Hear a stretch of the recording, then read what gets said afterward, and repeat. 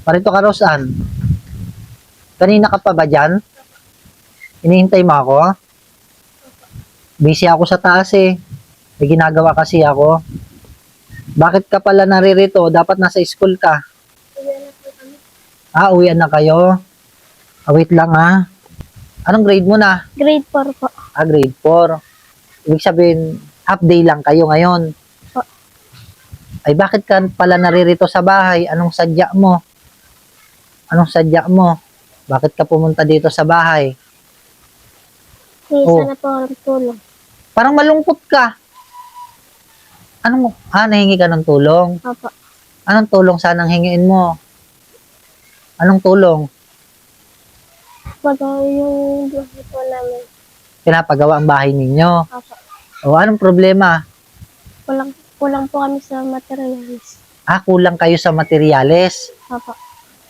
Gusto mo matapos ang bahay nyo? Opo. Kaya lang nagkulang kayo sa materyales? Di wala kayong bahay na tinutuluyan? Saan ikaw natutulog? Doon po sa kubo. Ilan kayo nag-aaral? 3 po. Kumain ka na ba ng tanghalian? Opo.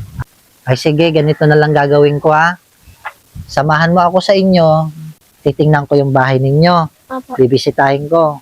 Titingnan ko kung ano yung pwede kong maitulong at maidagdag kong materialis, no? Opo. Kamusta naman ang pag-aaral mo? Okay lang po. Huwag ka na malungkot.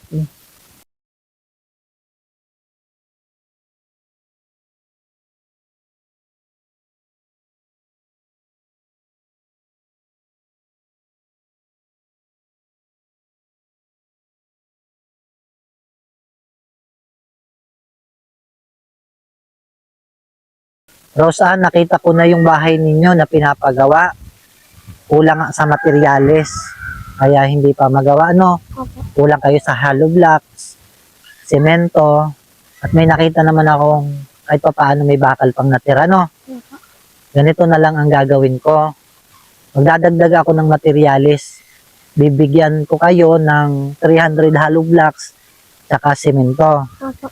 Meron akong pera dito. Ito ay nagkakahalaga ng 5,000.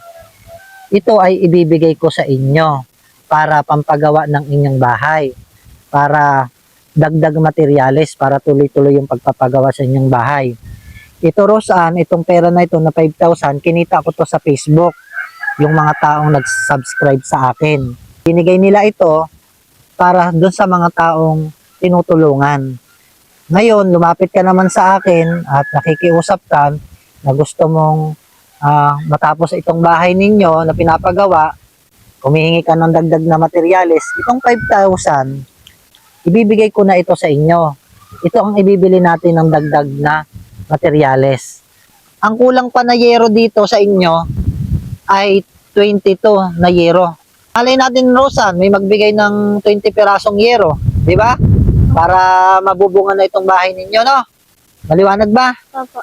Para hindi nyo na problema yung yero, ha? Ano bang gusto mong sabihin? Maraming salamat po. Huwag ka nang malulungkot, matatapos din yung inyong bahay. Talaga po, brother. Salamat po. Oo, ibibigay ko yan sa inyo. Masaya ka ba? Opo. Maraming salamat po. Tulungan po ako ni brother.